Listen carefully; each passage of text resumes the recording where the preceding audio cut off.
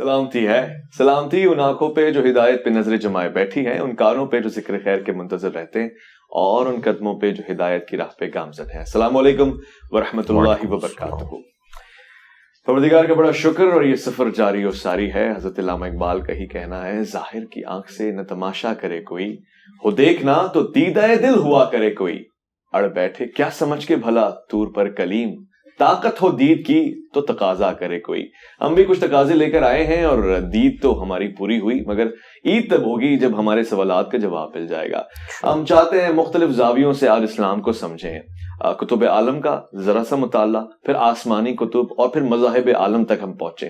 مگر اس سے پہلے میں آج جس شخصیت سے سوال جواب کرنے لگا ہوں، کسی تعارف کی محتاج نہیں ہے، ایک تحریک ان کی صورت میں نمایاں نظر آتی ہے، شخص نہیں شخصیت ہے، اور وہ کہتے ہیں کہ گویا جادو ظاہر کفر ہے، مگر لوگوں نے یہ الزام لگایا کہ جادو کر دیتے ہیں، تو آج ہم جادو کروانے کے لیے آ گئے ہیں۔ انجینئر محمد علی مرزا صاحب، السلام علیکم ورحمۃ اللہ۔ جی وعلیکم السلام ورحمۃ اللہ وبرکاتہ، ولا حول ولا قوۃ الا باللہ، اللہم صلی علی محمد وعلی آل محمد۔ ویس بھائی، ونس اگین ویلکم آپ کو ہماری جیلم اکیڈمی کے اندر۔ اللہ کا نام لے کے شروع کریں۔ جزاک اللہ الخیر۔ سب سے پہلے ہاٹ ٹاپک ہے، اور ظاہر اس پہ بات چل رہی ہے، اور مختلف زاویے سے بات ہوتی رہی ہے۔ مذاہب عالم پہ جائیں گے، مگر ایک مذہب جو ہمارا ہے، جس کی بنیاد پہ ہم نے پاکستان بنایا ہے، یہ توہین کا بڑا مسئلہ چلتا ہے۔ ذرا سی بات پہ توہین ہو جاتی ہے، گستاخی تو خود بخود ہو جاتی ہے، اب یعنی کوئی کرے نہ بھی تب بھی۔ اب ریسنٹلی ایک بل بھی آ گیا ہے توہین کے حوالے سے، عظمت صحابہ اور اہل بیت، ہمارا سلام ہو دونوں پہ۔ اس حوالے سے آپ کا کیا رد عمل ہے؟ اس بل کی ضرورت ہے؟ سزاؤں میں اضافہ؟ ظاہر ایک بڑی جماعت ہے جو اس کا انکار بھی کر رہی ہے، اس سے بڑی جماعت ہے جو اس کی حمایت بھی کر رہی ہے۔ آئی وانٹ ٹو نو کہ انجینئر مرزا صاحب کیا کہتے ہیں؟ دیکھیں، جو 295C ہے پاکستان کا قانون، وہ تو سب سے بڑی سزا ہے، اور سب سے بڑا جرم پلانٹ ارتھ پہ اگر شرک کے بعد کوئی ہو سکتا ہے تو وہ رسول اللہ صلی اللہ علیہ وآلہ وسلم کی شان میں گستاخی ہے۔ مجھے بتائیں آج تک پریکٹیکلی 295C کے کانٹیکسٹ میں کتنے مجرمین کو سزا ہوئی ہے، یا کتنے مقدمات ہیں جو اپنے منطقی انجام تک پہنچے ہیں؟ اکثر بڑی عدالتوں میں جا کے فارغ ہو گئے ہیں، اور لوگوں نے اپنی ذاتی دشمنی نبھانے کی خاطر اس قسم کے الزامات لوگوں پہ لگائے، اس کا اینڈ رزلٹ کچھ بھی نہیں نکلا۔ تو یہ جو توہین صحابہ اور اہل بیت بل ہے، یہ تو اس سے بہت چھوٹا ہے اس کے مقابلے پہ۔ وہ تو 295C نبی الاسلام کی توہین سے متعلق ہے۔ اب توہین کی جب تک آپ ڈیفینیشن نہیں کریں گے نا، مسئلہ حل نہیں ہوگا۔ اچھا، ہاں جی، توہین کی جو ڈیفینیشن ہے نا، وہ تمام کے نزدیک مختلف ہے۔ ہم نبی الاسلام کو سینٹرڈ کرتے ہیں، باقی یہ ہستیاں تو بہت بعد میں آتی ہیں۔ صحیح۔ نبی صلی اللہ علیہ وآلہ وسلم کی ذات سے متعلق ایسے عقیدے کلیم کرنا جو قرآن و سنت کی روشنی میں جسٹیفائی نہیں ہے، ان لوگوں کے نزدیک جو قرآن و سنت کو فائنل اتھارٹی مانتے ہیں، ہمارے جیسے لوگ، ہم تو اسے توہین سمجھتے ہیں۔ صحیح۔ کیونکہ بخاری مسلم میں حدیث ہے، جس نے میری طرف کوئی ایسی بات منسوب کی جو میں نے نہیں فرمائی، وہ اپنا مقام جہنم میں دیکھ لے۔ قرآن حکیم میں اس سے بڑھ کر یہ بات آئی، وَلَا تَقُولُوا عَلَى اللَّهِ إِلَّا الْحَقَّ، اللہ سے متعلق آپ نے حق کے سوا کچھ نہیں کہنا۔ بے شک۔ اچھا، دوسری طرف وہ لوگ ہیں جو قرآن و سنت کو بیان کرنے کو توہین سمجھتے ہیں۔ مثلا پاکستان میں میجارٹی اس مکتب فکر کی ہے جس کے سامنے اگر آپ یہ سٹیٹمنٹ دے دیں کہ نبی صلی اللہ علیہ وآلہ وسلم بشر تھے، تو وہ اسے توہین شمار کرتے ہیں۔ وہ کہتے ہیں جی آپ بشر کہہ رہے ہیں، یہ تو توہین ہے، آپ کو چاہیے کہ آپ انہیں کہیں کہ نور تھے اور بشری شکل میں آئے تھے۔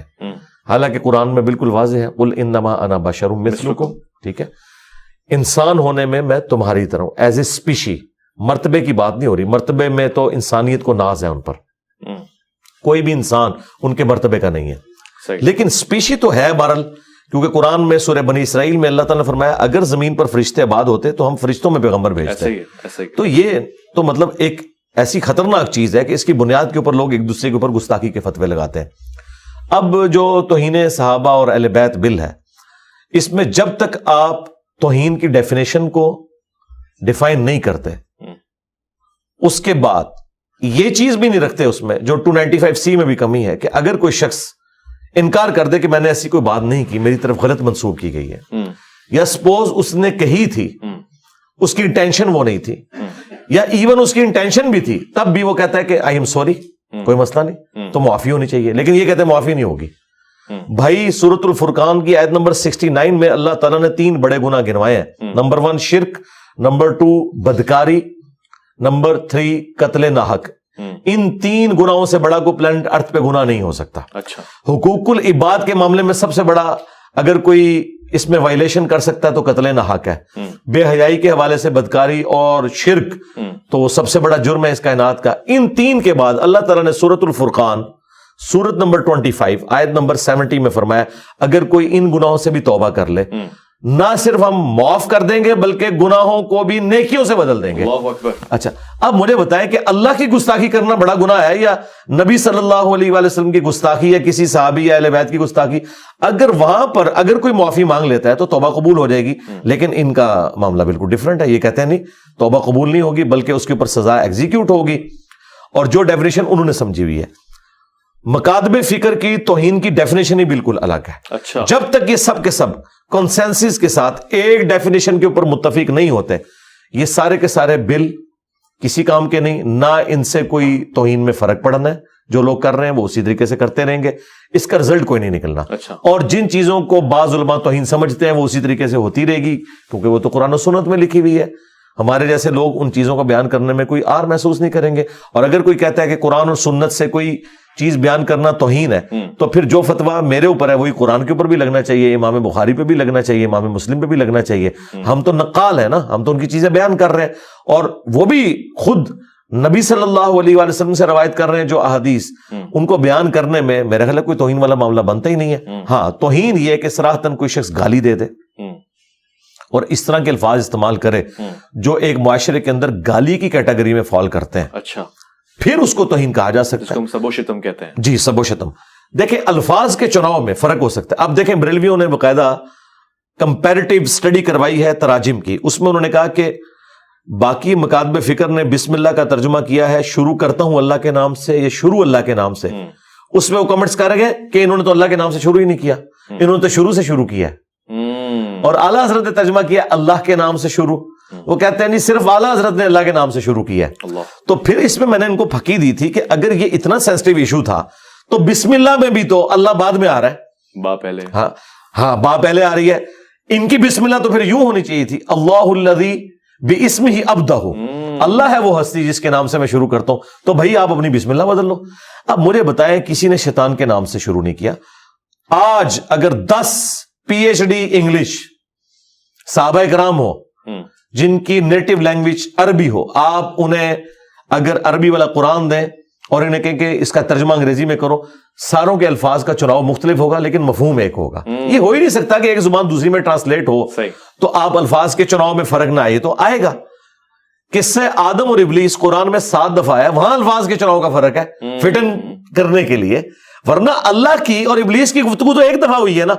अल्फाज तो हर दफा वही होने चाहिए थे लेकिन उसको सूरतों के वजन में बिठाने के लिए मुख्तलिफ अल्फाज का इस्तेमाल किया गया है. तो इससे कोई तौहीन वाला मामला तो नहीं हो गया ना, कोई आपने अल्लाह की गुफ्तगू को टेम्पर कर दिया जो शैतान के साथ हुई है. तो ये जो छोटी छोटी बातों को उठा के सारा मामला करते हैं. तो नटशेल में मेरा तो मौकिफ ये है और मुझे उम्मीद है कि ये हतमी अंजाम तक बिल पहुंचेगा ही नहीं. अच्छा. हाँ, ये वहां से जो है वो सदर साहब इसको साइन ही नहीं करेंगे और ये अगली असम्बली के गाटे में फिट कर दिया जाएगा और ये एक समझ लें आप शटल कॉक बनी रहेगी और ये मामला आगे चलता रहेगा इस तरीके से. हाँ, और अगर ये हो भी जाए तो सरकार 295C तो छोटी चीज है ना. ये 295C से इन्होंने क्या कर लिया है? कितने कितने लोगों पे इन्होंने तौहीन मजहब के इल्जाम लगाए, साबित नहीं हुए, सिर्फ एक्स्ट्रा जुडिशियल एक्टिविटी परफॉर्म की. इधर भी यही होगा कि परफॉर्म कुछ नहीं होगा, एक्स्ट्रा जुडिशियल एक्टिविटी परफॉर्म हो रही होगी, बस इससे ज्यादा कुछ नहीं होगा. अल्लाह अकबर, अल्लाह अकबर. बहुत शुक्रिया. ये बहुत ही खास मौजू था और इस पर आपका जवाब आना इंतहाई जरूरी था. इंजीनियर साहब, सवाल मज़ाहिब आलम को पेश नजर रखते हुए ये है कि दीगर कुतुब पे एक मुसलमान का ईमान होना जरूरी है. हम ये नहीं कह सकते कि हम तौरात को नहीं मानते, यानी हम ये कहते हैं कि हम तौरात को, ज़बूर को, इंजील को मानते हैं, उस पर ईमान रखते हैं. जिस चीज पे ईमान रखते हैं तो यकीनन ईमान तकाजा करता है उस पर अमल करने का.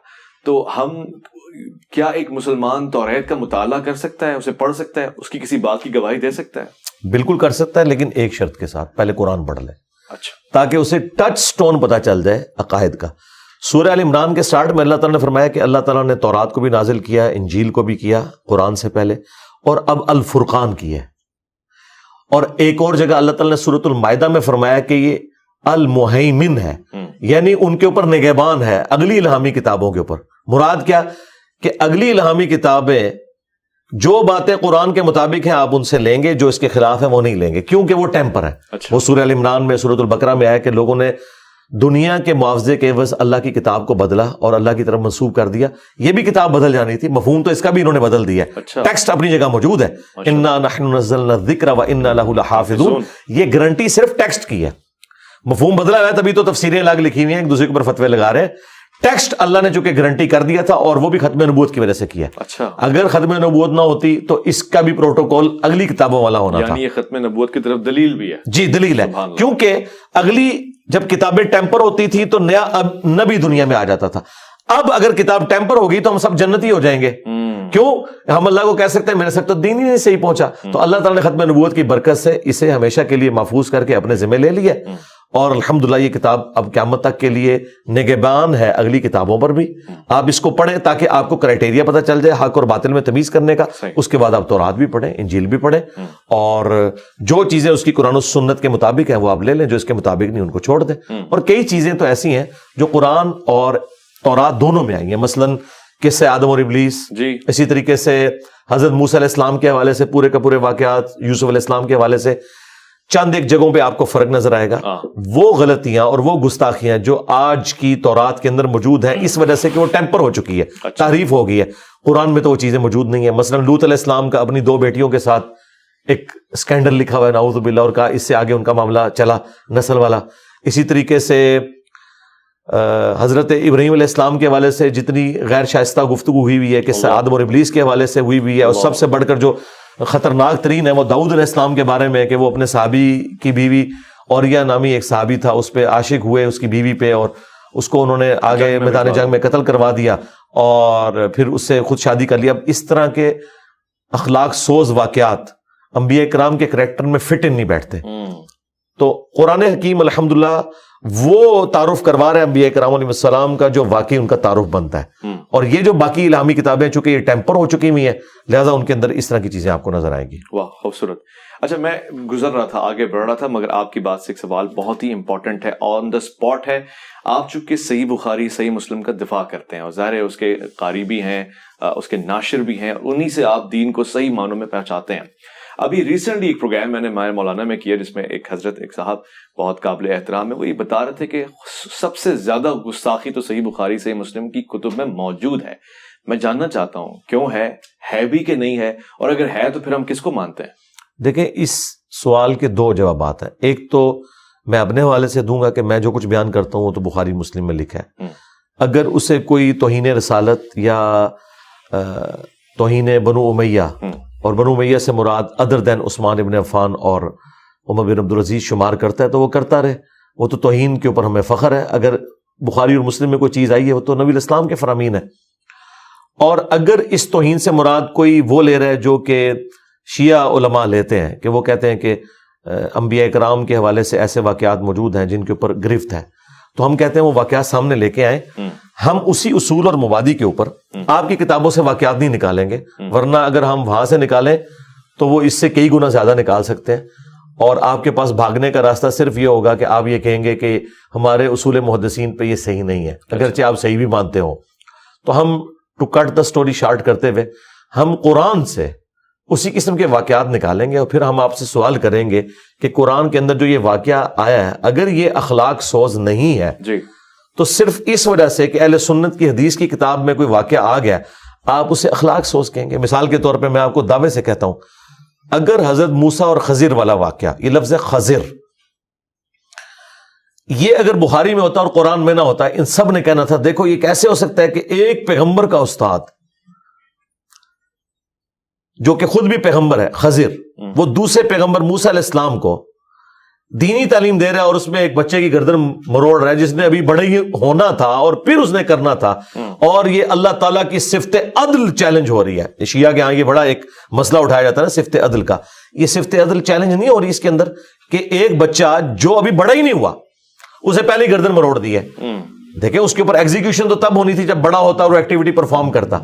تو ان سارے واقعات، اس قسم کے جو واقعات ہیں، اس کی تعویل پتہ کیا کریں گے کہ نہیں اگر وہ بڑا ہوتا تو یہ کرتا، چونکہ اللہ تعالیٰ نے یہ نہیں ہونے دینا تھا تو اللہ تعالیٰ نے اس کے نیک والدین کے پروٹوکول کی وجہ سے اسے نئی اولاد دینی تھی تو اس کے بچے کو بچپن میں مار دیا، اور وہ جو خضر نے وہ جو ڈیوٹی پوری کی وہ اسرائیل کی پوری کی، وہ اللہ کی ڈیسٹنی میں پہلے ہی اس کی عمر اتنی لکھی ہوئی تھی، یہ ساری کی ساری کرالریز بنائیں گے، آپ 50 کرالری بھی بنا لیں، اچھا اس کو آپ دنیا کی کسی بھی عدالت میں لے جائیں اس واقعے کو، وہ پہلا سوال ہی عدل کے پوائنٹ آف ویو سے کریں گے کہ ایک بچہ ابھی بڑا ہوا ہی نہیں، اس نے کوئی ایکٹیویٹی کی نہیں ہے، اور اس کی بنیاد کے اوپر جو اس نے ابھی گناہ کرنا تھا ابھی کیا نہیں ہے، گردن مروڑ دی ہے، اس کا جواب صرف ہم آپ کو دیں گے کہ یہ مسئلہ تقدیر سمجھایا گیا کہ اگر کسی شخص سے بچپن میں اولاد چھین لی گئی ہے تو اسے صبر کرنا چاہیے کہ عین ممکن ہے کہ وہ اولاد بڑی ہو کر اس کے لیے وبال جان بنتی، اسے بھی جہنم تک پہنچا دیتی، اس لیے اللہ نے لے لی ہے، اور اس کے بدلے اللہ تعالیٰ نے ایک اور اولاد دے دی۔ یہ پورا جو واقعہ ہے نا، یہ آپ کو تقدیر کا مسئلہ سمجھاتا ہے،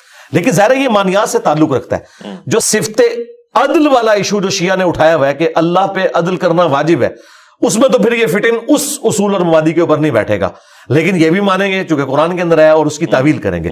تو اس طرح بخاری اور مسلم میں بھی جو واقعات آتے ہیں ان کی تعویل کی جائے گی۔ مجھے بتائیں، اگر آپ کو انسانی شکل میں آ کے جبرائیل یہ بشارت دے رہا ہے کہ آپ کے ہاں وہ بچہ پیدا ہو رہا ہے جسے ہم جہان والوں کے لیے نشانی بنانے والے ہیں، سیدہ مریم کو دی نا بشارت، اس کے بعد کیا یہ جواز بنتا تھا کہ سیدہ مریم جب پریگننٹ ہوئی ہیں اور بچہ لے کے آئی ہیں، انہوں نے پتا کیا جملہ بولا ہے؟ کاش میں مر کے مٹی ہو جاتی، یہ دن نہ مجھے دیکھنا پڑتا۔ نسیم منسیہ۔ کیوں بھائی نسیم منسیہ؟ تمہیں تو جبرائیل نے بشارت دی ہوئی ہے، تمہیں تو خوش ہو کے جانا چاہیے کہ اللہ کا پیغمبر اٹھا کے لے کے جا رہی ہوں، یعنی مجھے اگر یہ ہو میں تو اس طرح ایکٹیویٹی پرفارم کروں گا۔ ایک طرف جبرائیل انسانی شکل میں آ کے بشارت دے رہا ہے اور بتایا ابھی بچہ پیدا نہیں ہوا، اور کہا کہ یہ وہی ہے جس کے بنی اسرائیل انتظار کر رہے ہیں، تو ان کو تو خوشی کے مارے پھولے نہیں سمانا چاہیے، الٹا وہ کہہ رہی ہے کاش میں مر کے مٹی ہو جاتی۔ کیوں کہا؟ انسانی تقاضا ہے۔ یہی بات اگر بخاری میں لکھی ہوتی انہوں نے کہنا تھا دیکھو سیدہ مریم پہ جھوٹ باندھ دیا انہوں نے، مریم کو تو جبرائیل بشارت دے رہا تھا، یہ کیسے؟ اور یہ میں پھکیاں صرف شیعہ کو نہیں دے رہا، منکرین حدیث کو بھی دے رہا ہوں، یہ ایک تیر سے میں دونوں کو علمی جواب دے رہا ہوں کہ تم لوگوں نے اس کا مذاق اڑانا تھا کہ اللہ کا پیغمبر اس کی پیدائش اس عورت کے ہاں ہونے والی ہے اور پہلی بشارت مل گئی ہے، اس کے باوجود بھی وہ رو رہی ہے اور وہ ڈرتی ڈرتی وہاں جاتی ہے۔ اس سے بھی بڑھ کر حضرت زکریا علیہ السلام کو جب انہوں نے حضرت مریم کے پاس بے موسمی پھل دیکھے، دعا کی، اللہ نے بشارت دی، دے دی، کا نشانی کہا کہ تم 3 دن تک کلام نہیں کرو گے مگر صرف اپنے اشاروں سے۔ اچھا ہو گیا۔ تو جب فرشتے نے آگے بشارت دی تھی تو انہوں نے کہا کہ میں تو بوڑھا ہو چکا ہوں، میری بیوی بانجھ ہے، مجھے اولاد کیسے ہوگی؟ مجھے بتائیں، مجھے آپ کو یہ بات پتا ہے کہ اللہ چاہے تو بانجھ کو بھی اولاد دے سکتا ہے، حضرت زکریا علیہ السلام کو نہیں پتا تھا؟ پتا تھا۔ ایک انسانی تقاضا، انسان کو ہمیشہ کیوریوسٹی رہتی ہے کہ یار یہ کیسے ہوگا، کوئی نئی بیوی آئے گی۔ اب یہ میں تعویل کر رہا ہوں، قرآن میں نہیں یہ تعویل لکھی ہوئی، یہ میں تعویل کر رہا ہوں، یا یہی بیوی اللہ تعالیٰ میرے لیے اس کو صحیح کر دے گا، یہ تو مطلب اس چکر میں پڑنے کی ضرورت نہیں ہے۔ اور دیکھیں وہ فرشتے نے بھی جو جستا جواب دیا ہے نا، انہوں نے کہا کہ تو بھی تو زکریا کوئی شے نہیں تھا، اللہ نے تجھے بنایا تھا، تو اللہ تعالیٰ تجھے کیا اولاد نہیں دے سکتا؟ ٹھیک ہے نا۔ تو اس طرح کے واقعات اگر احادیث میں آئے ہوتے ہیں، انہوں نے مذاق اڑانا تھا، دیکھو جی پیغمبر کا اسٹیٹس ہو سکتا ہے کہ وہ دعا مانگے اور قبول ہو جائے اور آگے سے وہ چھوٹی چھوٹی باتیں کرے، ٹھیک ہے۔ اسی طریقے سے آپ دیکھیں جو 2 کووں کا واقعہ ہے سورۃ المائدہ کے اندر، جب قابیل نے حابیل کو قتل کیا تو اسے اب سمجھ نہیں آ رہی تھی، پہلا قتل تھا کہ میں نے لاش کے ساتھ کیا کرنا ہے، تو اللہ تعالیٰ نے قرآن کے الفاظ ہیں 2 کوے بھیجے، اور پھر فل ان دی بلینکس ہے، وہ تورات میں پوری تفصیل موجود ہے، لیکن وہ فٹ ان بیٹھ رہی ہے کیونکہ اینڈ پہ وہ جملے بولتا ہے کہ میں تو کوے کی مانند بھی نہ ہو سکا کہ اپنے بھائی کی لاش کو چھپاتا۔ اس کا مطلب ہے جو تورات میں اور اسرائیلی روایتوں میں آیا کہ وہ جو کوے لڑے ان میں سے کوا مرا، دوسرے نے اس کی قبر چونٹ سے کھودی اور اسے دفنایا۔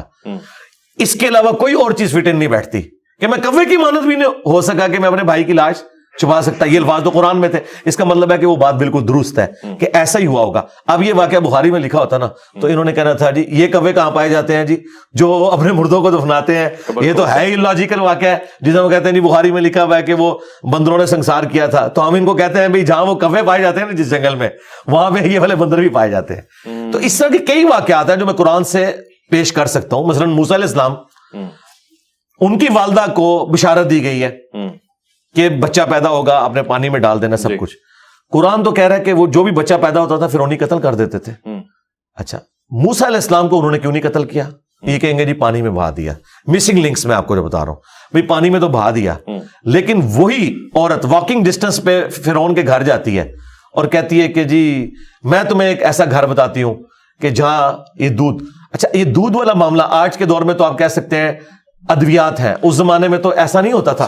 ویسے یہ ماں ام موسیٰ ہیں یا موسیٰ علیہ السلام کی بہن ہے مریم جو وہاں اس فرعون نہیں, وہ تو بہن گئی ہے نا, وہ کہتی ہے میں خبر دیتی ہوں ایسے گھر کی. اچھا, اب وہ جو خبر دی اس گھر کی, اس گھر والے سے کہیں فرعون نے نہیں پوچھا کہ بھائی تیرا دودھ کہاں سے اترا ہے, تیرا بچہ کدھر ہے جو پیدا ہوا تھا, وہ کدھر غائب کیا, کہ یہ وہ بچہ تو نہیں. اب یہ سارے مسنگ لنکس ہیں. کس طریقے سے ان کی عقل معاف ہوئی, ان ساری چیزوں کے اوپر ہم فلنگ دی بلینکس خود کرتے ہیں کہ اللہ تعالیٰ نے کوئی معجزانہ معاملہ کر دیا ہے کہ ان کی عقل جواب دے گی, اس طرح ان کا دھیان ہی نہیں گیا, لیکن قرآن میں تو نہیں موجود نا. یہ کیوں کرتے ہیں؟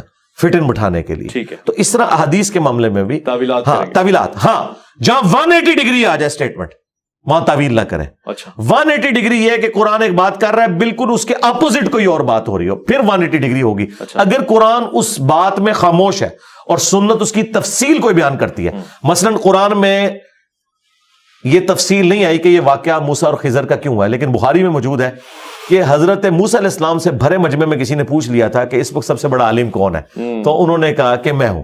یہ بات تو ٹھیک کی تھی انہوں نے, وقت کا پیغمبر سب سے بڑا عالم ہوتا ہے, لیکن اللہ تعالیٰ ان کی اس حیثیت کے مطابق یہ ایکسپیکٹ کر رہا تھا کہ سب سے پہلے وہ اللہ کا ذکر کریں. دیکھیں نا, آپ میرا تعارف کرواتے ہیں, میں جواب میں پہلا جملہ کیا بولتا ہوں, لا حول ولا قوت الا باللہ. اس کے بعد دروشی پڑھ کے پھر اپنی بات شروع کرتا ہوں. خدا کو شامل کیے بغیر آپ آگے نہیں جا سکتے. ہمارے نبی علیہ السلام سے ایک دفعہ اوور لک ہو گیا, انشاءاللہ کہنا بھول گئے, وہی نہیں آئی. پھر قرآن میں آیا کہ نبی کبھی آپ نے یہ نہیں کہنا میں یہ کام کل کروں گا, سورۃ الکہف میں, جب تک انشاءاللہ نہ کہیں. امت کی تعلیم ہوئی. تو اس طرح کے معاملات جو بشری تقاضے ہیں وہ انبیاء کے ساتھ اٹیچ ہیں, یہ ذہن میں رکھیے گا. انبیاء فرشتوں کی طرح نہیں ہے معصوم, نہ وہ روبوٹ ہیں. ہاں, ان کے اندر شر اور خیر دونوں مادے موجود ہیں. انبیاء کی عصمت میں اور فرشتوں کی عصمت میں بھی فرق ہے. ہاں, شر اور خیر دونوں مادے موجود ہیں, لیکن اللہ تبارک و تعالی ان کا خیر ایسا غالب کرتا ہے کہ ان کا شر ختم ہو جاتا ہے. جیسے نبی علیہ السلام جب معراج پہ جانے لگے تھے تو بخاری مسلم میں ہے کہ آپ کا سینہ چاک کر کے تو دل میں سے وہ لوتھڑا نکالا گیا اور کہا کہ یہ دنیا کا حصہ تھا. ایک 12 سال کی عمر میں بھی آپ کا اس طرح کا سینہ چاک ہوا. اس طرح کے سارے معاملات, تو یہ دیکھنے کی ضرورت ہے. یہ اس کو کوئی گستاخی نہ بنا لے, کوئی اور معاملات نہ لے کے چلے. یہ بڑے ڈیفیکلٹ ٹاپکس ہیں اور ان کے اوپر گستاخی کے فتوے ایک دوسرے کے اوپر لگانا یہ بڑا آسان کام ہے. ہم سے بھی کوئی آگے پوچھے تو ہم بتائیں گے بھائی یہ اس طرح نہیں بات, یہ یوں لکھی ہوئی ہے. ٹھیک ہے, واضح ہو گیا. اچھا, ہم اقوام عالم اور مذاہب عالم کا دورہ کر رہے ہیں. ایک مسلمان عیسائی کلیسا گھروں میں, چرچ میں ان شارٹ جا سکتا ہے, عبادت کر سکتا ہے, وزٹ کی حیثیت میں جا سکتا ہے, اللہ رب العزت کو یاد کر سکتا ہے, کیونکہ ظاہر ہم کہتے ہیں جی مسیحی برادران یا اس کے علاوہ دیگر اہل کتاب ہیں, تو کیا اہل کتاب کے ساتھ مل کے عبادت ہو سکتی ہے اپنی اپنی؟ ساتھ مل کے تو نہیں ہوگی, لیکن وہاں پر تو ہو سکتی ہے. چرچ میں ہو سکتی ہے. جی ہو سکتی ہے. بخاری مسلم دونوں میں حدیث ہے کہ اللہ تعالیٰ نے مجھے 5 ایسی خوبیاں دی ہیں جو مجھ سے پہلے کسی پیغمبر کو نہیں دی. ان میں سے پہلی یہ ہے کہ پوری زمین میرے لیے سجدہ گاہ بن گئی ہے. اگلی امتوں کے لیے یہ تھا کہ وہ اپنی عبادت گاہوں میں صرف نماز پڑھ سکتے تھے, لیکن اس امت کے لیے اجازت دے دی گئی ہے کہ یہ امت جہاں چاہے نماز پڑھ سکتی ہے, بشرطے کہ وہ جگہ پاک ہو. فزیکلی پاک ہونے کا, یہ روحانی طور پہ پاک ہونے کا معاملہ نہیں, فزیکلی پاک. اسی لیے دیکھیں نا, سنن نسائی کے اندر حدیث موجود ہے کہ آپ حمام کے اندر نماز نہیں پڑھ سکتے, قبرستان میں نہیں پڑھ سکتے, وہاں دوسرے والے ایشوز آ جاتے ہیں. اس طریقے سے اونٹوں کے باڑے میں نہیں پڑھ سکتے آپ نماز, لیکن بکریوں کے باڑے میں پڑھنے کی نبی علیہ السلام نے اجازت دے دی ہے. تو پوری زمین سجدہ گاہ ہے, اس میں آپ ظاہر ہے یہ, لیکن اس میں صرف آپ نے یہ کرنا ہے کہ آپ اگر کسی کلیسا میں نماز پڑھ رہے ہیں تو آپ کے سامنے کوئی مورتی, کوئی تصویر عیسیٰ ابن مریم کی شبیہ نہیں ہونی چاہیے, کیونکہ یہ وہ تصاویر ہیں جو منع کی گئی ہیں, جو تعظیم کے لیے ہوتی ہیں. ان کے سامنے آپ جھک نہیں سکتے. اس لیے آپ دیکھیں آیت صوفیہ کے اندر نماز جمعہ ہوتی ہے, جی جی, اور وہاں پہ جو عیسیٰ علیہ السلام کی وہ شبیہ ابھی تک بنی ہوئی ہے سیدہ مریم کی, وہ انہوں نے ختم نہیں کی. نماز کے اوقات میں اس کے آگے ایک کپڑا لٹک جاتا ہے, اس کو انہوں نے ایک میوزیم کے طور پہ بھی برقرار رکھا ہوا ہے. ظاہر ہے وہ ہمارے لیے کامن ہے, یہ نبی علیہ السلام کی پیدائش سے بھی 35 سال پہلے کنسٹرکٹ ہوا ہے آیا صوفیہ. جی جی, پیدائش سے بھی, نبی علیہ السلام کی پیدائش سے بھی 35 سال پہلے. اچھا, اس طرح کا معاملہ کیا جائے. آپ بتائیں امریکہ میں, اس کے علاوہ جرمنی میں مسلمانوں کے پاس تو مسجدیں چھوٹی تھی. کرونا کے دنوں میں سوشل ڈسٹینسنگ والا جب ایشو چلا جی, تو چرچ کھولے گئے. بلکہ امریکہ میں تو ایک چرچ ایسا ہے جس میں انہوں نے پاکستانی کروڑوں روپیہ، وہاں کے ملینز آف ڈالر خرچ کیے ہیں اس کو بیک وقت اس قابل بنانے کے لیے کہ وہاں پہ وضو خانہ، ٹوائلٹس بنے ہوں کہ وہ مسجد اور کلیسا دونوں کے طور پہ استعمال ہو سکے، اور وہاں پہ جا کے مسلمانوں نے نماز جمعہ ادا کی ہے۔ یہ بالکل ہونا چاہیے، ایسے کرنے سے ایک دوسرے کے قریب آئیں گے۔ اور آپ کو میں بتاؤں، یورپ اور امریکہ میں اور باقی ملکوں کے اندر جہاں پہ لوگ اب آلموسٹ ایتھیسٹ ہو چکے ہیں، بہت کم پریکٹسنگ کرسچنز رہ گئے، وہاں تو جو وہاں کے چرچز کے جو پادری ہیں وہ اس چیز میں خوشی محسوس کرتے ہیں کہ مسلمانوں کے ہاتھ وہ چرچ کو بیچتے ہیں تاکہ مسجد میں کنورٹ ہو، چلیں کسی فارم میں خدا کا ذکر تو ہو رہا ہے۔ اور یہ تو سورۃ الحج کی 40 نمبر آیت بھی ہے کہ اگر اللہ تعالیٰ بعض کو بعض سے نہ ٹکرواتا تو کوئی کلیسا، کوئی معبد، کوئی مسجد جو کہ اللہ کے ذکر کے لیے ہے، اللہ تعالیٰ نے سب کا ذکر کر کے یہ اللہ کے ذکر کے لیے بنائی گئی، اپنے اپنے زمانے میں تو اللہ کے ذکر کے لیے بنائی گئی، بعد میں شرک شامل ہو گیا۔ تو معذرت کے ساتھ شرک تو آج کل ہماری مساجد کے اندر بھی ہو رہا ہے، جب مسجد میں کھڑے ہو کر آپ اللہ کو پکارنے کی بجائے، جبکہ قرآن میں آیت ہے وَأَنَّ الْمَسَاجِدَ لِلَّهِ فَلَا تَدْعُوا مَعَ اللَّهِ أَحَدًا، اور آپ وہاں مرے ہوئے بابوں کو پکاریں کہ آپ ہماری جھولیاں بھر دو، آپ ہمیں بچے دو، ٹھیک ہے۔ اب لاکھ علماء اس کی تعویل کر لیں کہ وہ تو ڈائریکٹ مانگ رہے ہوتے ہیں۔ تو اگر کلیساؤں کے اندر شرک ہو رہا ہے تو مسجدوں میں بھی شرک ہو رہا ہے، اعلانیہ شرک ہو رہا ہے۔ لیکن نہ یہ مسجدیں ختم ہونی چاہیے، نہ وہ کلیسا ختم ہونے چاہیے۔ علمی طریقے سے ہم ان کے سامنے رکھیں گے کہ آج بھی اس وقت کی انجیل میں کوئی ایک ان ایمبیگوس آیت ایسی نہیں ہے، نہ تورات میں نہ انجیل میں، جو یہ عقیدہ رکھتی ہو جو انہوں نے عقیدہ ٹرینٹی کا کلیم کیا ہوا ہے، یا خدا کے بارے میں جو توحید کو انہوں نے کرپٹ کرنے کی کوشش کی ہے۔ ایز فار ایز، میں آپ کے کیمرے میں بہت بڑی بات کر رہا ہوں، ایز فار ایز توحید از کنسرنڈ، 8 بھی الہامی کتابیں محفوظ ہیں۔ اللہ اکبر، توحید میں کوئی کرپشن نہیں ہے۔ وہ جو کچھ ہوا وہ انبیاء کے واقعات، شریعت میں تبدیلی ہے۔ دیکھیں قرآن میں اللہ تبارک و تعالیٰ نے انہی چیزوں کی طرف اشارہ کیا ہے۔ اگر توحید کرپٹ ہو جاتی نا تو مجھے بتائیں ایک کرسچن کو ہم کس طریقے سے دعوت دے سکتے تھے؟ دعوت تو ہمارے درمیان کامن ہوگی جو قرآن میں ہے، تعالوا الی کلمۃ سواء بیننا وبینکم الا نعبد الا اللہ۔ قرآن اگر کہنا ہے کامن ٹرم پہ دعوت دو تو اس کا مطلب ہے کامن ٹرم وہاں پہ بھی محفوظ ہے، یہاں پہ بھی محفوظ ہے۔ تو یہ کامن ٹرم ہے توحید۔ تو توحید، اور یہی وجہ ہے یہ آج جتنے نان مسلم مسلمان ہو رہے ہیں وہ وجہ ہی توحید ہے۔ وہ کہتے ہیں یار انجیل میں جو توحید آئی ہے، ایک یوتھ منسٹر تھے امریکہ کے جوشوا، اچھا، ان کی آپ لائف سٹوری دیکھیں، یوٹیوب پہ رکھی ہے، how Bible led me to accept Islam. وہ یوتھ منسٹر تھے، انہوں نے کئی زبانوں میں انجیل پڑھی ہوئی تھی، تورات پڑھی ہوئی تھی۔ وہ کہتے ہیں میں نوٹس بناتا گیا تو مجھے لگا کہ خدا تو بڑا جیلس گاڈ ہے، یہ تو کسی کو اپنے ساتھ برداشت نہیں کرتا۔ مینشن ہوتا ہے ان کے کانسیپٹ میں، ہاں جیلس، یہ الفاظ ہے کہ میں جیلس ہوں، آسمانوں کے اوپر، زمین کی گہرائیوں میں، سمندر کی تہوں میں اپنے ساتھ کسی خدا کو برداشت نہیں کرتا۔ اس نے کہا کہ یار پھر ہم کس خدا کو مان رہے ہیں؟ یہ خدا کہاں ملتا ہے جو جیلس گاڈ ہے؟ پھر آہستہ آہستہ کرتے ہوئے اسلام کا نیگیٹو تعارف ہوا، الٹیمیٹلی توحید کے تعارف نے اسے مسلمان ہونے پہ مجبور کیا، اس نے اسلام قبول کر لیا الحمدللہ۔ اچھا، میں اسی ریفرنس میں، کیونکہ پاکستان میں گاہے بگاہے ایسے واقعات ہو رہے ہیں، ہوتے رہتے ہیں۔ ابھی حالیہ ایک چرچ کا واقعہ ہوا جس میں میں ظاہر ڈیٹیل میں نہیں جا رہا، مگر مذمت تو آپ بھی فرما رہے ہیں، میں بھی کر رہا ہوں۔ میں ایک ایگزامپل دے رہا ہوں، مثلا یہ کتاب ہے صحیح مسلم کی، فرض کر لیتے ہیں یہ صحیح مسلم کی کتاب نہیں ہے، یہ توریت ہے، یہ انجیل ہے، یہ بائبل مقدس ہے۔ ایک مسلمان کا اس کتاب کے لیے کیا عزت اور مقام کا، یعنی اس کے لیے کیا لیول ہے؟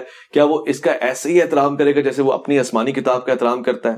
100% 100% جی بالکل۔ میں آپ کو قرآن و سنت کے دلائل کی روشنی میں یہ بالکل ببانگ دہل کہوں گا کہ جس طرح ہم انبیاء میں ایمان لانے میں فرق نہیں نہ کرتے، جیزس کرائسٹ کا انکار کرنے والا بھی اتنا ہی بڑا کافر ہے جتنا بڑا کافر محمد رسول اللہ صلی اللہ علیہ وآلہ وسلم کا انکار کرنے والا ہے۔ بالکل اس طریقے سے ہم جتنی الہامی کتابیں ہیں ان کو بھی اللہ تعالیٰ کی طرف سے مانتے ہیں اور ان پر ایمان لانا ہمارے ایمان کا حصہ ہے، جس طرح فرشتوں پر ایمان، انبیاء پہ ایمان، کتابوں میں ایمان۔ ہاں جو ہم کہتے ہیں ٹیمپر ہوا، لیکن ٹیمپر ہونے سے ان کا احترام ختم نہیں ہو گیا، تقدس کا وہ اپنے اس کا ثبوت کیا ہے؟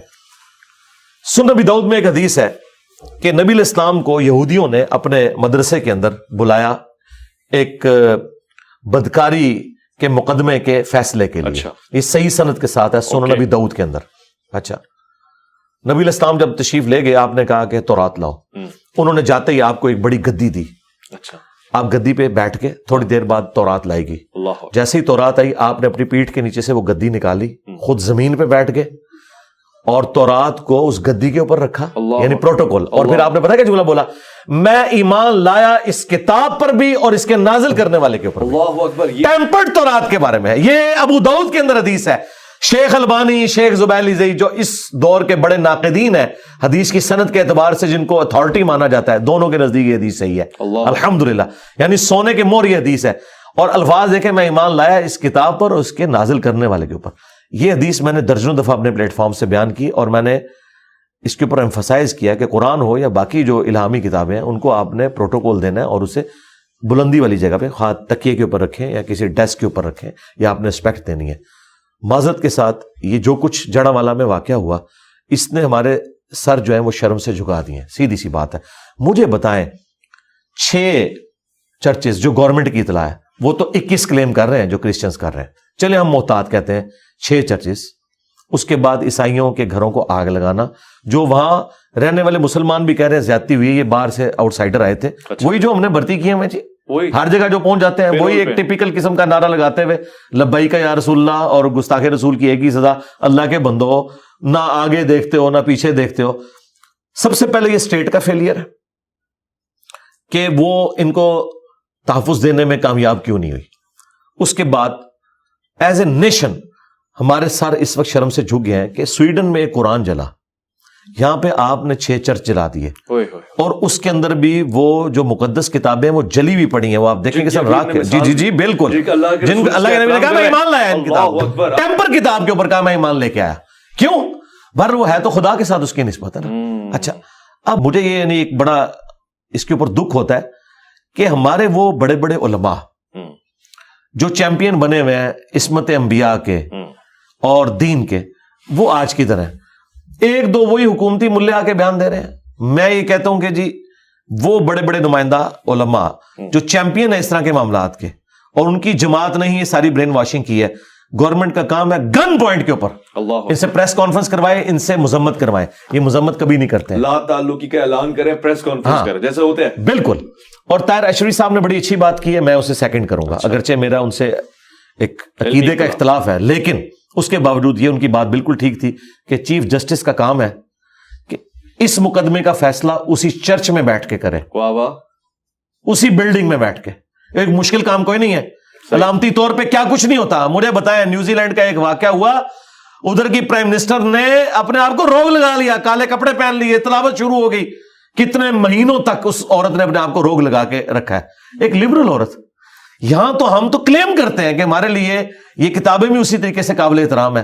کیا ہمارا چیف جسٹس وہاں پہ جا کے نہیں بیٹھ سکتا؟ بیٹھے وہاں پہ, عدالت لگائے, دن رات عدالتیں لگے, اور جو مجرمین ہیں ان کو سزا دی جائے. ہاں, دوسری طرف جب ان عدالتوں کے اوپر برا وقت آتا ہے تو انہیں عدالت ہو جاتی ہے, یا ہمارے ریاستی اداروں کے اعتبار سے کبھی کوئی غداری وطن کے فتوے یہ لوگ لگانا شروع کر دیتے ہیں, یا کبھی اور اس قسم کے واقعات ہوتے ہیں جس میں ان کی عزت اسٹیک پہ لگی ہوتی ہے, 9 مئی کہہ لیں آپ, یا اے پی ایس کا واقعہ. اس وقت تو ان سب کی جو ساری کی ساری حصہ وہ جاگ اٹھتی ہے اس موقع کے اوپر. میں سمجھتا ہوں پاکستان کی تاریخ کے اگر ٹاپ کے 5 شرمناک ترین واقعات جنہوں نے پاکستان کو ڈیمیج کیا پوری دنیا کے اندر, ان میں سے ایک ہے یہ واقعہ. ہاں جی, اور اس کی ہیٹ آپ محسوس کریں گے, یہ میں آپ کو بتاؤں اتنی جلدی آپ کی جان نہیں چھوٹ رہی. جڑا والا واقعے کی بات, جی جی بالکل. ہاں, اب مجھے بتائیں سویڈن میں ایک قرآن چلا ہے, اب ہم ان کو کیا کہیں؟ وہ کہیں گے بھائی اپنے گھر کی صفائی کرو. اللہ, ہم تو لبرلز تھے, انہوں نے تو تورات جلانے کی بھی اجازت دی تھی, جو ایک مسلمان نے اینڈ ٹائم پہ کہا کہ میں آپ کو میسج دینے کے لیے سب کچھ کر رہا تھا. وہ تو کسی کتاب کو کچھ نہیں سمجھتے. ہمارا تو دعویٰ ہے کہ ہم الہامی مذہب کے ماننے والے ہیں. اللہ اکبر. جی, دل بہت زیادہ دکھ گیا, افسوس کی بات ہے, اور اس پہ جتنی مذمت ہونی چاہیے اس سے زیادہ میرے خیال ہے تقاضا حکومتی نمائندوں کا, ریاست کے نمائندوں کا ہونا چاہیے. اگر آپ نے اپنا حق ادا کیا, میں اسی کے ریفرنس سے تمام مکاتب فکر کے سربراہ علماء کرام مشائخ سے درخواست کرنا چاہتا ہوں, فضیلت الشیخ فلاں فلاں فلاں, آپ میدان میں نکل کر آئیں, کم سے کم اس واقعے کی مذمت کریں. اسلام کی آبرو کا معاملہ ہے, ریاست کی آبرو کا معاملہ ہے, ایک مسلمان کے ایمان کا معاملہ ہے. جو حدیثیں کوٹ کی گئی ہے تو اس کا انکار کرتے ہیں کہ جی حضور والا سید دو عالم جان دو عالم حضرت محمد مصطفیٰ صلی اللہ علیہ وسلم, آپ احترام میں اپنی گدی دے رہے ہیں اور کہہ رہے ہیں کہ میں ایمان رکھتا ہوں اس کتاب کے اوپر. تو بھلا اسی تقدس اور اسی نسبت سے اس کا احترام کر لیں. اس چرچ میں نہ جانے کتنی کتابیں رکھی گئی ہوں گی, توریت, زبور, انجیل, بائبل کے نام سے, اگر آپ نے ان کو بھی جلا دیا دیا ہے تو آپ نے یقین کریں اپنا ایمان جلا دیا ہے. میں اسی کے تسلسل کو کنٹینیو رکھنا چاہتا ہوں. ظاہر ہے بات ہو رہی ہے مذاہب عالم کی. ایک مسلمان غیر مسلم کے ساتھ، ظاہر اہل کتاب کے ساتھ تو ازدواجی تعلق رکھ سکتا ہے، زندگی گزار سکتا ہے، نکاح کر سکتا ہے. اگر اس میں کوئی تصحیح ہو تو مجھے بتائیے گا. مگر ایک مسلمان غیر مسلم کافر کے ساتھ ازدواجی تعلق رکھ سکتا ہے؟ مثلا ہندوستان میں ایک عام سا معاملہ ہے جی، مسلمان اور ہندو رہتے ہیں ساتھ میں تو بعض اوقات پتہ ہی نہیں چلتا. اب شاہ رخ خان کی گوری کے ساتھ شادی ہو گئی ہے، زندگی گزر رہی ہے آگے. کس طرح سے ہو سکتا ہے؟ اسلام میں ممکن ہے؟ سب سے پہلے تو یہ کلیئر کر لیں کہ جو مسلمان مرد ہے اس کی اہل کتاب عورت کے ساتھ شادی ہو سکتی ہے، لیکن مسلمان عورت کی اہل کتاب مرد کے ساتھ نہیں ہو سکتی. یہ سورۃ المائدہ میں اللہ تعالیٰ نے فرمایا آج کے دن اہل کتاب کی عورتیں بھی حلال ہیں، ان کا ذبیحہ بھی حلال ہے. اچھا، اس میں ایک تفرد ہے عبداللہ ابن عمر کا. اچھا، عبداللہ ابن عمر کا موقف یہ تھا، صحیح بخاری میں آتا ہے کہ وہ کہتے تھے سورۃ البقرہ میں جو آیا نا کہ مشرک کے ساتھ نکاح نہیں ہو سکتا، وہ کہتے تھے میں تو اس سے بڑا کوئی شرک نہیں سمجھتا کہ کوئی جیزس کرائسٹ کو اللہ کا بیٹا کہے. تو وہ کرسچنز کو بھی مشرکین کی کیٹیگری میں فال کرواتے تھے. لیکن یہ انڈیویجول رائے ہے، صحابہ کرام کے اجماع کے خلاف ہے، اور خود حافظ ابن کثیر نے بھی نقل کیا کہ صحابہ کرام نے اس رائے کو ریجیکٹ کیا ہے، کیونکہ ہاں اس کی وجہ یہ ہے کہ اللہ کو تو پتا تھا، اللہ خود ہی بتا رہا تھا لقد کفر الذین قالوا ان اللہ هو المسیح ابن مریم لقد کفر الذین قالوا ان اللہ ثالث ثلاثہ. یہ دونوں کے شرک کو اللہ تعالیٰ واضح کر رہا تھا. اس کے باوجود اگر اللہ نے اجازت دی ہے تو اللہ تعالیٰ نے ایکسیپشن رکھی ہے کہ جو اہل کتاب مشرک ہے اور جو بت پرست مشرک ہے اس میں فرق ہے. اس میں میں اب ویلیو ایڈیشن کرنے لگوں. اگر اہل کتاب مشرک اور بت پرست مشرک میں فرق ہے تو کلمہ گو مشرک اور کافر مشرک میں بھی فرق کرنا چاہیے. واہ، گہری بات ہے. اور یہی وہ عقیدہ ہے جس کی وجہ سے میں انتہائی اختلاف رکھنے کے باوجود جن مکاتب فکر کے عقیدوں میں شرک مانتا ہوں انہیں مسلمان سمجھتا ہوں، کیونکہ اللہ بھی فرق رکھتا ہے اس کا، جب تک کہ وہ اللہ، رسول، آخرت، ختم نبوت، قرآن کا انکار نہ کرے. اچھا، اب اس طرف آ جائیں. وہاں پر آپ جو نان مسلم ہے ادر دین اہل کتاب، ان کے ساتھ تو نکاح کرنے کی اجازت نہیں، وہ شرک کی کیٹیگری میں فال کریں گے. باقی انڈیا میں جو اس قسم کے لوگ ہیں جو نسلاً مسلمان ہیں، وہ سیکولر ٹائپ ہیں، وہ اور کئی معاملات کے اندر چیزوں کو کمپرومائز کیے ہوئے ہیں، ان میں سے ایک یہ چیز ہے. تو انہیں میرے خیال ہے ترغیب دلانی چاہیے اور اس کے بعد ان کے سامنے اصلاح والا معاملہ رکھنا چاہیے. اب کئی مسلمان جو ہے نماز نہیں پڑھتے، جب نکاح طلاق کے مسئلے آتے ہیں تو وہ مسجدوں میں گھوم رہے ہوتے ہیں فتوے لینے کے لیے، اور بھائی تم تو اس سے بڑی بات کر رہے ہو، نماز ہی نہیں پڑھ رہے. دیکھیں آپ اکثر اوقات یعنی جب رشتہ ہونے لگتا ہے تو لوگ یہ دیکھتے ہیں کاروبار کیا ہے، بچہ شریف ہے کہ نہیں، یہ نہیں کبھی پوچھا کہ نماز پڑھتا ہے کہ نہیں. یعنی ان کے نزدیک نماز پڑھنا کوئی شرافت کی علامت نہیں، ویسے شریف ہونا شرافت کی علامت ہے. یہ کوئی بھی نہیں دیکھتا. اچھا، آپ نے اکثر ہمارے سب کانٹیننٹ میں مشہور ہے کہ جس کی شادی نہ ہو اس کا نکاح، اس کا جنازہ نہیں ہوتا. ہمارے پنجاب کے معاشرے میں اچھا کہ جی کنوارے کا جنازہ نہیں ہوتا. ایک جذباتی ایک ڈاکٹر مشہور کی ہوئی ہے شادی کی ترغیب دلانے کے لیے، لیکن آج تک کسی نے یہ نہیں کہا کہ بے نمازی کا جنازہ نہیں ہوتا. حالانکہ خودکشی والے کا جنازہ نبی علیہ السلام نے نہیں پڑھا. ہاں، صحیح مسلم میں حدیث ہے، آپ نے خود نہیں پڑھا، صحابہ کا تم پڑھ لو، میں نہیں پڑھوں گا کیونکہ میں ڈومیننٹ پرسنالٹی ہوں. بخاری مسلم میں آپ مقروض کا جنازہ نہیں پڑھتے تھے. مسلم میں حدیث ہے کہ شہید کا ہر گناہ معاف ہے، قرضہ اس کا بھی معاف نہیں ہے. نبی علیہ السلام نہیں جنازہ پڑھتے تھے چاہے وہ شہید بھی ہو. آپ کہتے تھے تم پڑھ لو، میں نہیں پڑھوں گا جب تک اس کا قرضہ نہیں اترے گا. اللہ اکبر. تو ان شارٹ جو اہل کتاب کے سوا کافر ہیں، خواہ وہ سکھ ہوں، ہندو ہوں، بدھسٹ ہوں، ایتھیسٹ ہوں، نہ تو ان کی عورتوں کے ساتھ نکاح ہو سکتا ہے نہ ان کے مردوں کے ساتھ نکاح. ٹھیک ہے. اور جن کا ہو گیا وہ بچے ہیں، زندگی گزار جی ختم کریں، جی جیسے پتہ چلا ختم کریں، اب اس کو آگے نہ کنٹینیو کریں. اچھا جی ٹھیک ہے، واضح ہو گیا. ایک اور سوال ہے اور انفارمیٹیو سوال ہے. یہودی بحیثیت یہودی رہتے ہوئے آج کے دور میں جنت میں جا سکتا ہے، جائے گا؟ سورۃ البقرہ کی آیت نمبر 62 میں اللہ تعالیٰ نے فرمایا ہے کہ چاہے کوئی یہودی ہو، نصرانی ہو، سابی ہو، دین ابراہیمی کا ماننے والا، یا اہل ایمان میں سے جو بھی اللہ اور یوم آخرت کے اوپر ایمان لیا ہے، قیامت کے دن نہ اسے کوئی خوف ہوگا نہ کوئی غم. یہ وہ آیت ہے جسے مس کوٹ کیا بعض لوگوں نے یہ بتانے کے لیے کہ اللہ پر ایمان اور آخرت پر ایمان کافی ہے، پیغمبروں پر ایمان نہ بھی ہو تب بھی کام چل جائے گا. اچھا، یہ آؤٹ آف کانٹیکسٹ انہوں نے کوٹ کیا ہے، کیونکہ وہی قرآن آپ کو سورہ النساء میں فرما رہا ہے، پارہ نمبر 6 کے پہلے صفحے پہ، کہ جو کوئی بھی اللہ اور اس کے رسول کے درمیان فرق کر دے یا رسولوں میں فرق کر دے. پھر اللہ نے اس کو کھولا ہے کہ وہ کہے کہ میں بعض رسولوں کو مانوں گا, بعض کو نہیں مانوں گا, اللہ کو مانوں گا رسولوں کو نہیں مانوں گا, یا اللہ کو بھی مانوں گا رسولوں کو بھی مانوں گا اور بعض رسولوں کو نہیں مانوں گا, وہ سب کے سب کافر ہیں. ٹھیک ہے, کٹر کافر ہیں. اچھا, یہ پچھلے دنوں دھروو راٹھی نے بھی اسلام کے حوالے سے ایک کیا تھا, میں نے اس کو ریبٹل کیا تھا, اس میں نے آیت کوٹ کی تھی کہ بھائی آپ آؤٹ آف کانٹیکسٹ چیزیں نہ اٹھائیں, قرآن ایک پورا مقدمہ ہے. مثلا اگر میں آپ کو کہوں کہ بینک میں بل صبح 9 سے 5 بجے تک جمع ہوتے ہیں اور آپ سنڈے والے دن پہنچ جائیں اور آپ کے علی بھائی نے جھوٹ بولا ہے, تو علی بھائی آپ کو کلیئر کریں گے کہ وہ ہالیڈے تھی, میں نے ادر دین اتوار بات کی تھی.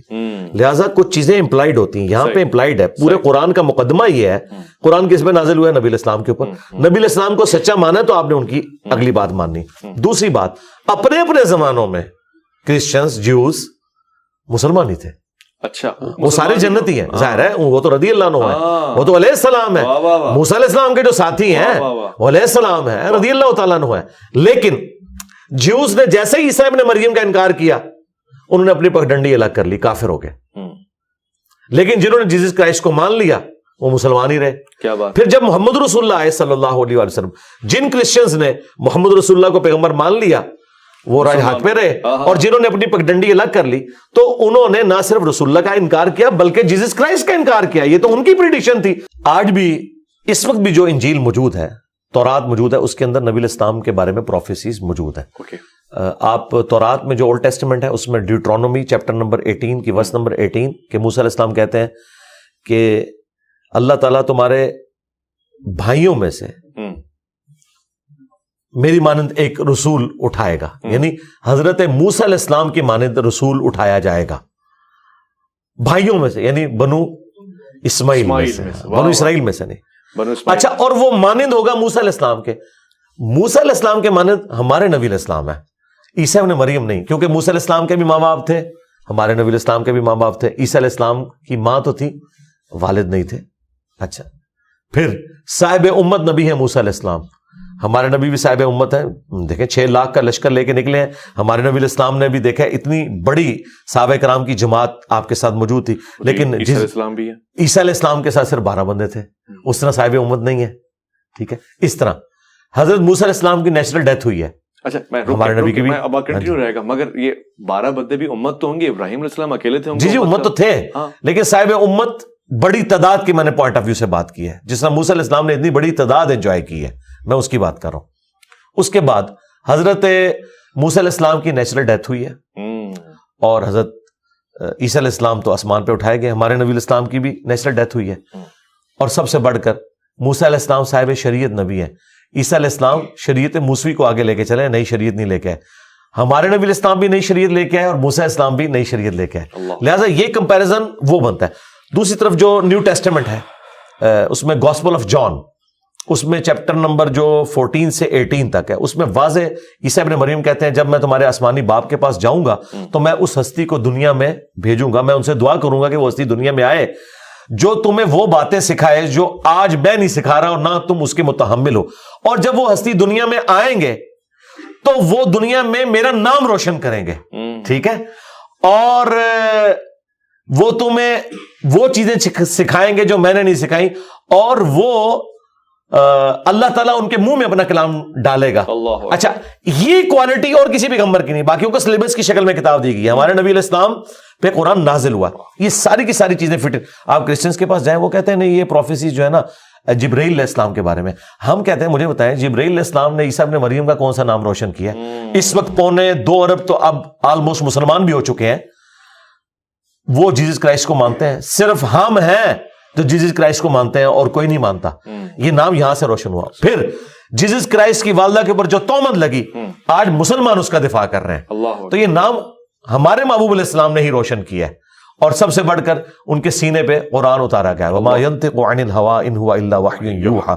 یہ کوالٹی اور کسی پیغمبر کی نہیں تھی. تو آج بھی یہ ساری کی ساری چیزیں موجود ہیں, اور ڈاکٹر ذاکر نائک نے, احمد دیدہ صاحب نے یہ ساری کی ساری چیزیں لا کے پبلک کے سامنے رکھی ہیں. لیکن بات سٹارٹ توحید سے ہونی چاہیے. ٹھیک ہے, انبیاء کا معاملہ بعد میں آئے. اپنے اپنے زمانے میں سب مسلمان تھے, ٹھیک ہے, لیکن جیسے جیسے پیغمبروں کا انکار کرتے گئے تو بس وہ علادہ ہوتے گئے. صحیح مسلم میں حدیث ہے, جس یہودی اور عیسائی نے میرے بارے میں سن لیا صحیح اور مجھ پر ایمان نہ لایا پھر وہ جہنم میں جائے گا. لیکن یہ امپلائڈ ہے کہ اسے واقعی تعارف بھی پازیٹیو اس طریقے سے ہوا, وہ آخرت کا معاملہ ہے. یہ ایک کمپلیکس ٹاپک ہے, بڑا ہی کوئی امپورٹنٹ سوال ہے, اور اب تک اس کا صحیح جواب ایٹ لیسٹ مجھے نہیں ملا ہے. یہودی بنی اسرائیل ہیں, جی ہاں, یعنی پیغمبر کی اولاد ہیں, اسرائیل علیہ السلام کی اولاد ہیں, اور اسرائیل علیہ السلام ظاہر بنو اسحاق اسماعیل علیہ السلام کے برادر کی اولاد میں سے چلے آ رہے ہیں. اب سوال یہ ہے کہ ہم جب کہتے ہیں اسحاق اور یہ نسل, یہ ابراہیم علیہ السلام کی اولاد ہے, ہم جب درود پڑھتے ہیں اللہم صلی علی سیدنا مولانا محمد, اور درود ابراہیمی خاص طور سے جناب ابراہیم علیہ السلام کو اور ان کی آل پہ سلام بھیجتے ہیں, تو کیا ہم یہودیوں پہ درود پڑھ رہے ہوتے ہیں جو موجودہ یہودی ہیں ان کو سلام بھیج رہے ہوتے ہیں؟ پہلی تو بات ہے دروشی میں ایسے کوئی الفاظ ہی نہیں ہے. درود ابراہیمی میں جی, درود ابراہیمی میں یہ جو ہے, جو الفاظ ہیں وہ یہ ہے کما صلیت علی ابراہیم وعلی آل ابراہیم, جیسا کہ تو نے بھیجا تھا ابراہیم اور ان کی آل کے اوپر. اب نہ بھیج, اب تو بھیج محمد اور ان کی آل کے اوپر جیسا کہ تو نے بھیجا تھا. وہ پاسٹ ٹینس کا سیکھا ہے. ہاں, یہ تو نہیں کہ ان پہ بھی بھیج. یہ اکثر لوگ سوال کر رہے ہوتے ہیں بھائی ترجمہ تو پڑھو اس کا, اے اللہ محمد اور آل محمد پر رحمت بھیج جیسا کہ تو نے بھیجی تھی کما صلیت علی. ہاں, اب نہیں, اچھا اس وقت جو بھیجی تھی. اچھا ایک سٹیپ آگے, قرآن میں ابراہیم علیہ السلام کے بارے میں انہوں نے جب دعا کی اپنی اولاد کے لیے تو اللہ تعالیٰ نے جواب میں کہا کہ ظالموں کو میرا عہد نہیں پہنچے گا, جو ظالم ہوں گے. ہم ادھر تو چھوڑ دیتے ہیں, مجھے بتائیں جیزس کرائسٹ تو بنی اسرائیل میں آئے تھے, یہودیوں نسل تھے, تو یہودیوں نے انہیں کیوں نہیں مان لیا؟ انہوں نے کتنی گالیاں دی, ان کی زندگی اتنی مشکل بنائی, قتل کے فتوے جاری کیے, اللہ تعالیٰ نے انہیں آسمانوں پہ اٹھایا, ورنہ وہ تو انہیں صلیب دینے لگے تھے. تو انہوں نے تو اپنے پیغمبر کو نہیں مانا, بنو اسرائیل کو, تو بنو اسماعیل کو انہوں نے کہاں سے ماننا تھا؟